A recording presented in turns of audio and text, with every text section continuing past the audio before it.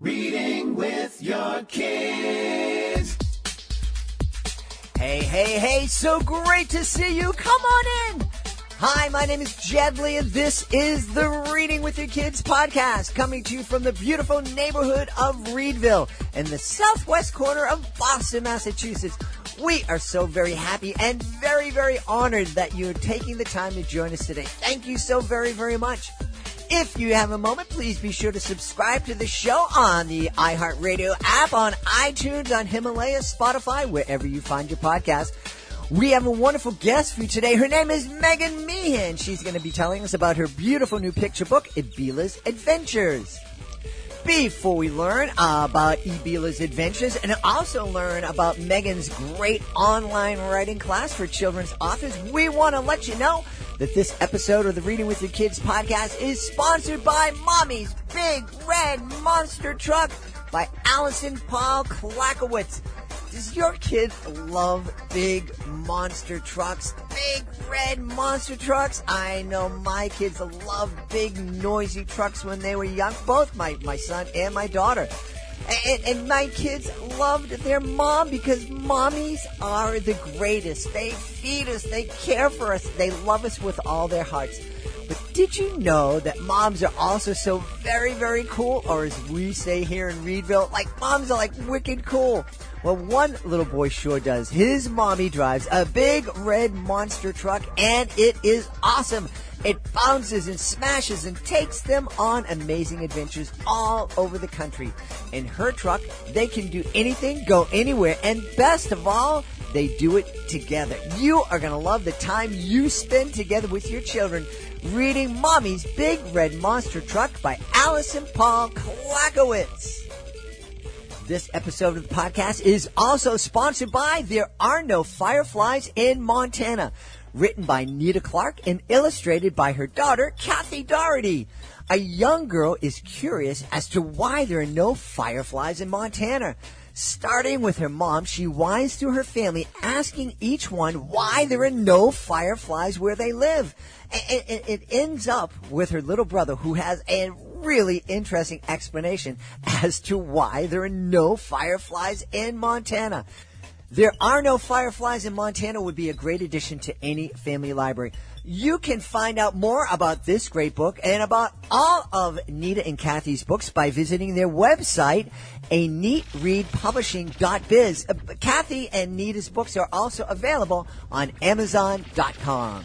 And before we invite Megan in, we also want to let you know that this episode of the podcast is sponsored by The Nature Club, a series of nature-based books for middle grade readers by author and wildlife biologist Rachel Mazer. The Nature Club is made up of a diverse group of 5 friends. Each book in the series tells a story of one of the kids and how they approach a challenge of growing up. And these challenges include moving, parents divorcing, and health issues. Their stories each run in parallel with stories about wildlife and the challenges wildlife face, including migration, metamorphosis, and foraging for seasonal foods. Each book ends with the kids finding ways to take simple actions to help themselves and the wildlife they love. Readers learn about the natural history of birds, monarch butterflies, bears, raccoons, frogs, and bobcats. At the end of each book, there are discussion questions and a section on additional information about the featured animal. For more information, you can find the Nature Club on Facebook or Instagram at The Nature Club Books or on the internet at natureclubbooks.com. Joining us on the line right now from New York City, she's so busy. She's doing so many different things. She is an author. She is also a teacher, and she is also a friend of ours. Please welcome back to the show the author of the brand new children's book, Abela's Adventures, Meagan Meehan. Meagan, how are you? Oh, thank you, Jed. I'm great. I'm really pleased to be on the show. Thank you for having me. It's a big honor. Yeah, we're really excited. Megan's going to talk to us not only about her book, but also about a really fun online class for writers that she'll be offering. So we'll talk about that in a little bit, just give that a little tease. Mm-hmm. But right now, let's talk about Abela's Adventures. It sounds like a fantastic book. Oh, thank you. So, yes, Abela's Adventure, it's actually the first physical children's book I've published. I published over 40 ebooks with a publisher called Smart Kids Club, who I'll talk about a little bit later. They're fantastic. But as far as Abela's adventure goes, I found a small publisher out of Connecticut called Acute by Design, and they really make beautiful books. And I submitted an idea for them for this book called Abela's Adventure. And Abela's Adventure is about a parrot, a scarlet macaw to be exact, like the big red parrots. Mm-hmm. And she comes from Brazil, and her family immigrates from Brazil to New York.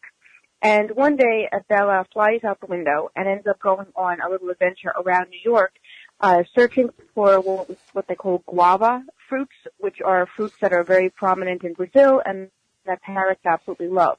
And of course, as she's flying around New York, she has trouble finding guava fruits, but she sees a lot of the sights of New York. So in the book, I found a wonderful illustrator named Meagan Meehan, and she just created these absolutely gorgeous pictures for this book.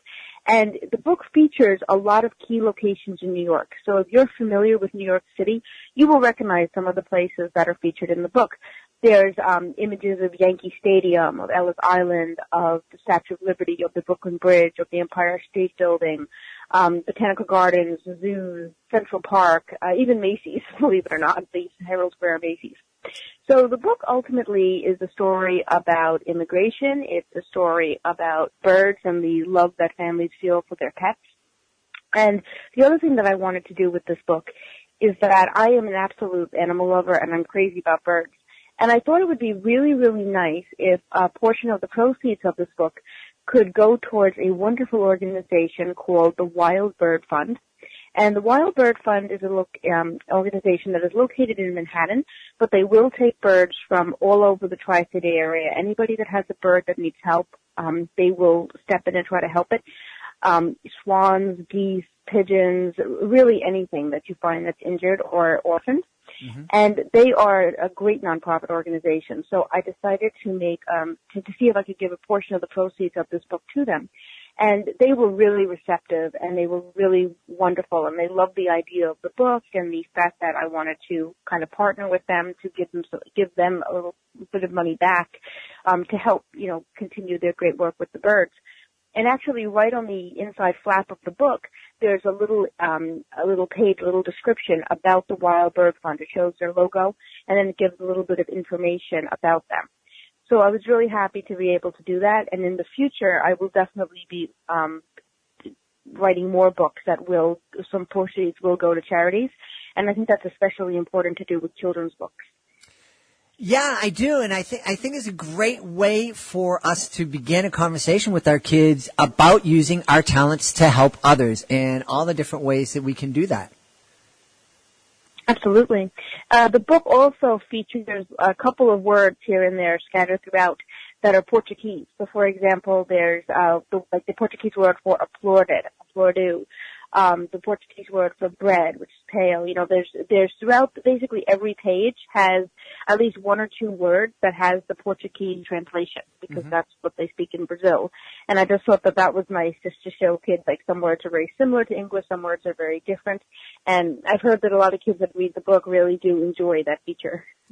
Yeah, I think the kids, a lot of adults are afraid of new languages and for whatever reason, maybe they studied it in high school, and it was a real struggle for them. It wasn't fun. They didn't have a lot of success with it, and so they get frightened and they kind of shut down. But kids are really open to learning new words. I think they have a lot of fun with new words and hearing those words and feeling, because there are a lot of different languages. I know when I speak Spanish, my mouth works differently because you need to make those different sounds. And I think for a lot of kids that's a lot of fun.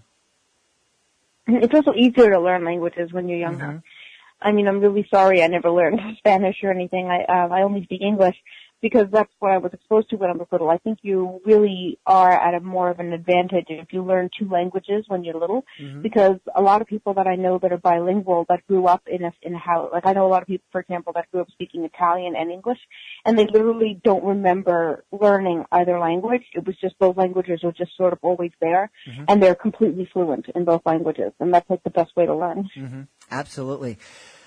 Exciting. Where did the inspiration for this book come from?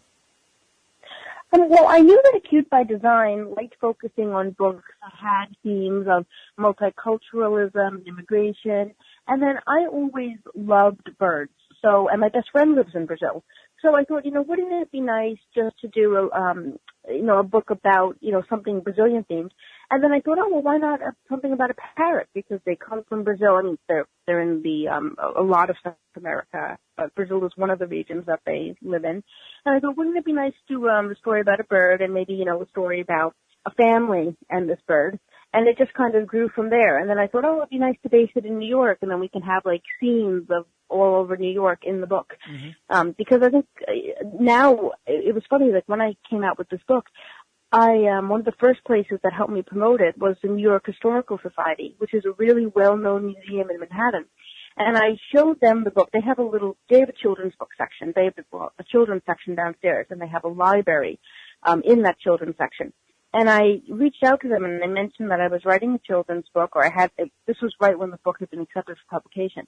And I reached out and said, next year I'm going to have a book out, and is there any way I can donate a copy to you? And they were so incredibly nice. On Mother's Day this year, they actually had me and the illustrator come in and do a book reading and an art and craft with the children. And the Wild Bird Fund was actually at the museum showing off baby birds the same day. So we kind of did like this whole joint kind of a promotion of the book, and it was so wonderful. And at the end, we got to put about maybe, I think it was like 12 or 20 copies of the book into the bookstore. So it's actually sitting at the New York Historical Society bookstore right now. And one of the reasons that they like the book so much is because one of the pages actually features an image of the New York Historical Society. It's one of the museums that is featured in the pages of the book. What a great thing if any family and there's New York is like America's hometown, and so there are constantly families that are traveling there to visit it, and how much fun would it be for a family that has a trip to New York City planned to sit down with Abela's Adventures and just kind of go through it and really plan to take the book and to visit the different sites that Abela visited in her adventures. Absolutely. I'm also hoping I'm going to reach out to the zoos and the Botanical Garden because I would love to put it in their bookstores too, because the zoo and the Botanical Gardens are featured very prominently towards the end of the story. Mm-hmm. So, yeah, the more people that we can get to read the book, the better, and the more people that buy the book, the better it is for the Wild Bird Fund as well. Yeah, absolutely. Now, I'm very familiar with guava. My wife is originally from Puerto Rico, and they love guava with cheese, with white cheese. Mm-hmm. Oh, it's tasty. I've actually had a little bit of it. My friend introduced me to it. It's a good fruit. Yeah. One of the other great lessons, and this is going to sound silly, but just to help kids understand that in Brazil, they speak Portuguese and not Spanish, because I think a lot of people think, oh, everything south of Mexico, it's Spanish. Mm-hmm. Yeah. Brazil is different, yeah. Yep. Portuguese. It's funny, though, because when I was going through the book, some of the words in Portuguese are the same as are in Spanish, and then others are completely different. Mm-hmm. And even when you look at the languages, some of the words look kind of similar to the English word, and then some are completely different. So it's just funny to see, like, how different the three languages are and how similar and different they are, really. Absolutely. So I'm really excited about this writing class that you're offering for authors. Can you tell us about that? Oh, absolutely. So I teach writing classes. The reason that this one I want to talk about today is special is that this is going to be my first children's book writing class. And the thing about my writing classes is that when people join my writing classes, as part of the package, as part of the deal with joining one of my classes, you're guaranteed to see your book published and produced professionally. So I started this. I actually, believe it or not, even though I write a lot of children's books, I'm also well known as a horror author.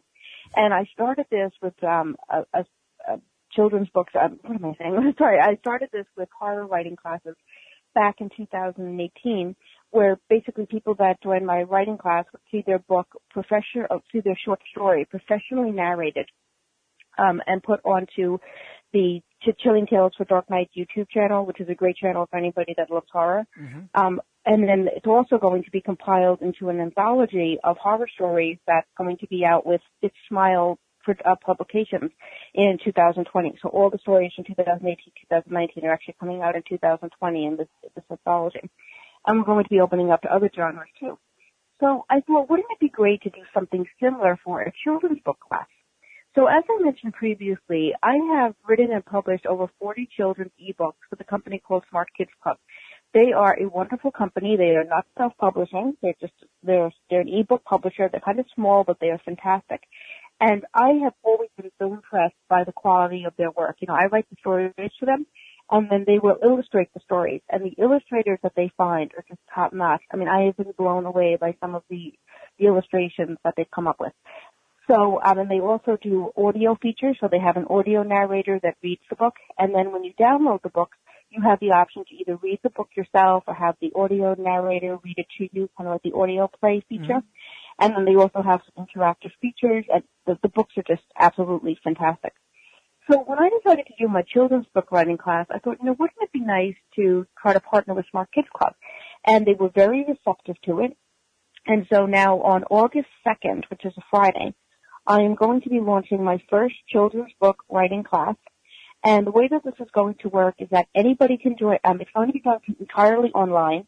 So anybody can join from anywhere in the world as long as they can, as long as they can read and write in English proficiently, mm-hmm. They can join the class. I don't care where you come from. In my horror writing class, I've had people come from as far away as New Zealand, for example.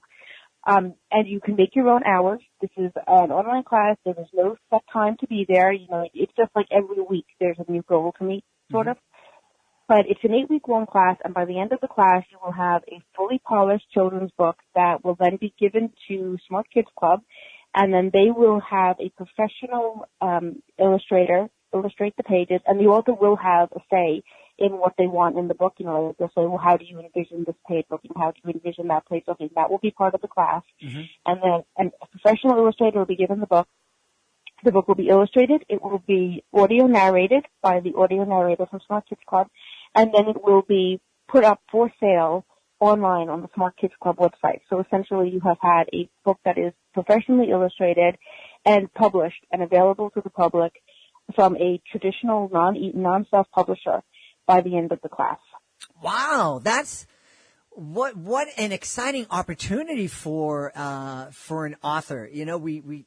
I see authors online and social media, and they're going years and years just trying to get up the courage to reach out to an agent, let alone agents are hard to come by. Yeah, agents are very hard to come by. Yeah. And this is an awesome opportunity to, have somebody who is a professional author, a published author, kind of help a new author go through, or even, somebody who's done some writing in the past, just kind of go in, kind of hone their skills, and then have a finished product. That's a fantastic opportunity. Well, absolutely. Like, one of the things that I wanted to do with my writing class, I've taken a lot of writing classes, either at college or sometimes when I was younger, I took some just at like local museums and that. Mm-hmm. And it was always a really rewarding opportunity. But at the end of it, you had the story, and you really had nowhere to go with it from there. Mm-hmm. I work as a journalist, and through my journalistic work, I have been able to meet a lot of people. I think that's actually how we met. Yep. And because of that, I have a lot of connections. And I figured, what, why not start a writing class? Because I've always wanted to teach. I'm working on my PhD right now because I want to teach college-level courses, and I also want to design college-level courses. So because I love to teach, I thought, why not open up online classes that's available for everybody? Why not make these classes special, and then at the end of the class, the book actually gets published? So you're not just sitting there, writing a story and honing your skills for the sake of it, which is also a great thing to do. The more you write, the better skills you get. But at the end of it, you actually will have a published product to show off to people. And I just think that that's something that's really special and something that could indeed help somebody attract agents, could indeed help them gain traction in the industry. Sure. Especially children's books, which is one of the harder industries to publish it when you don't have an agent. Mm-hmm. This is just wonderful, and I love online learning. I'm a huge proponent of it. I've taken online classes for at least 15 years. They're really, liberating is the word, because it gives you access to information, but you are not locked into. You don't have to physically be in a certain place at a certain time on a certain day. You can take Absolutely. Online learning is the way of the future. I take my PhD courses online with the University at Buffalo SUNY, which is a fantastic school. I would recommend them to anybody. They are wonderful. But that's my area. I want to get into designing online courses. I want to teach online. Online learning is absolutely the way of the future. People don't understand how wonderful it is, how freeing it is, and you get just as much value out of the content learning online than you do in a physical classroom. Now, of course, there are exceptions. Medical students, dentistry students, and things like that need, the hands-on experience. But for the majority of courses, like what I'm in is educational psychology, those can be done fully online, and you get just as much benefit out of it, if not more benefit out of it. So my writing classes, I set them up to be online as well, just to make it, as easy as possible for people to access. Because, people are busy. People may have, college to go to. Like, when I'm teaching these classes, I'm actively involved in PhD program. People have full-time jobs. People that take these classes may have, several children. So I just like to make these classes, as accessible as possible. And also as relaxed as possible. I want people to come in and have fun in these classes. Another thing that I want to mention about these Class of Smart Kids Club is that if we get more than 12 students, if we get 12 students or over 12 students, we are going to add another feature, which is a little opportunity for a prize. So anybody who consents to it will be entered into a little contest, and the publisher will pick the book that they found the most unique or the most innovative somehow, the most, whatever one they feel is the most strong or the most unique. And then that person will win a little ribbon, and they'll also win a little bit of a cash prize. And then they will also be exclusively interviewed by me for my Blasting News column, which currently has 56,000 subscribers or readers, and is growing every year. So basically, if we get more than 12 students in the class, we will also include a little contest along with this class where there will be prizes awarded for first, but that's only if we get 12 people or more. Well, that's really fantastic. I absolutely agree with you. Online learning is the way to go. There's so many advantages to it. I remember my daughter chose to earn her degree online, and not only was it more economical. She went to a very prestigious university, and the cost was 25% of what she would have had to have paid to go physically, and she got the exact same degree. And I remember one time, one of the older people in our family was sitting down, not quite understanding it, and just like, well, what happens if if the phone rings while she's playing one of the lessons online, and she has to answer the phone? What happens then? I say, well, then she pushes pause, and she'll push play again when the phone's over, and you can't do that in class. And if there's something that you don't get during the first listen, you just scroll it back and listen to it again. It's really, I really think the advantages over being in a physical class are so huge. I entirely agree. I mean, I was homeschooled. I've been a homeschooling advocate for many, many years, but I have to say that I think cyber school is actually, I'm still a proponent of homeschooling. I always will be. I always will support homeschoolers, but I will say that I believe that cyber schooling is the really, really strong way to go in the future, because even the professors that I've had in college, they're top notch. So you're in these classes, and they do have, they have videos that you have, you can watch videos, or you can, like, at college level, a lot of times they give you, like, papers to read, books to read, and then you have to do your assignment, and sometimes they ask us to use things like, we have to make PowerPoints, we have to make graphs and charts, but these things that you learn online, like, they are fantastic. The same things you learn in the classroom. And the teachers are still presiding over the class. Mm-hmm. They're still giving their expertise to the class, and they are extremely accessible. You have a question, you can always email them. A lot of them set up, times to do if you want to do Skype, you can, or call them. But they're always right there to email at any time of the day if you need their help, and they always respond within 24 or 48 hours. Mm-hmm. So, I mean, you're not missing out. It's not like, it's all automated and there's no teachers. That's not true. There's always teachers at the helm of the class that are experts in their field. Mm-hmm. And I just think that that's just such a strong way to go, because then no matter what class you enter into, you're guaranteed to be being taught by somebody who really knows their stuff. Like, mm-hmm. the majority of professors that I had, even when I was an undergraduate, were PhDs. Mm-hmm. So, in their specific field. So I just think it's really, I cannot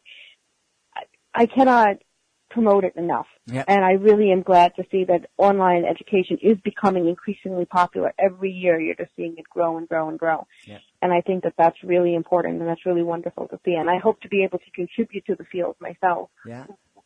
Well, you definitely are. Now, we talked a lot about online learning. We talked about this, the publisher, and we also talked about your book. So we need to know where we can go online to learn more about your new book and learn more about this great class.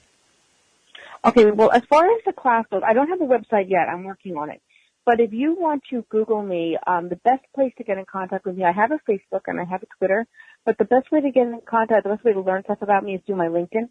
So what I would suggest doing is just Google Meagan J. Meehan. So it's MEAGAN, initial J, and then Meehan, MEEHAN, and my LinkedIn will come up, and my Facebook will come up, and probably my Blessing News column will come up where I write about arts, entertainment, and lifestyle and leisure. The best way to contact me about the class is to send me an email, and my email is meehanms@AOL.com. That is MEEHANMS@AOL.com. So just please drop me an email and just put in the subject line like interested in children's book class or something about children's book class, just so that if it does wind up in my spam somehow, which my email sometimes does, I won't delete it. Because, we're hoping to get at least 12 people so we can do the contest. Fantastic. And where can we find out more about Abela's Adventure? Oh, Abela's Adventure, you can Google that. It's on Amazon. It's on BarnesandNobles.com. It's on the Acute by Design website. So just Google Abela's Adventure. It's ABELA''S, and just the word adventure. And you can just say like Abela's Adventure by Meagan J. Meehan, and it will come up. It's basically a book with, it's a book, it's got kind of like a blue background, a red parrot on the front, and then the word Abela in yellow and the word adventure in green. And that's the book. Awesome, awesome. Well, we've been talking today to the author of Abela's Adventures and also to the teacher of this fantastic online writing class for children's authors, Meagan Meehan. Meagan, thank you so much for being part of the show. Okay, well, thank you very much for having me. I hope to have more people come to the class now as a result of this interview. And again, thank you so much for discussing my work with me, because it's always great for us writers to be able to get media. It's very important. Please be sure to join us for the next edition of the Reading with Your Kids podcast. We have a wonderful guest, as someone you are not going to want to miss, especially if somebody that you love deals with a food allergy or intolerance. Our guest is Colleen Brunetti. She is going to be telling us about her beautiful book, Aiden the Wonder Kid Who Could Not Be Stopped.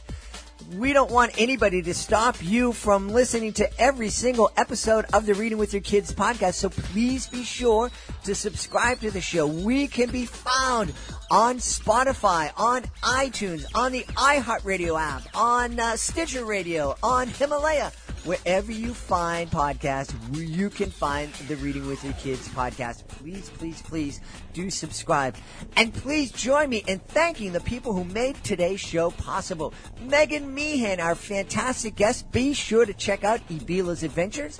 And if you dream about being a children's author, make sure you check out her online writing class. What a super opportunity.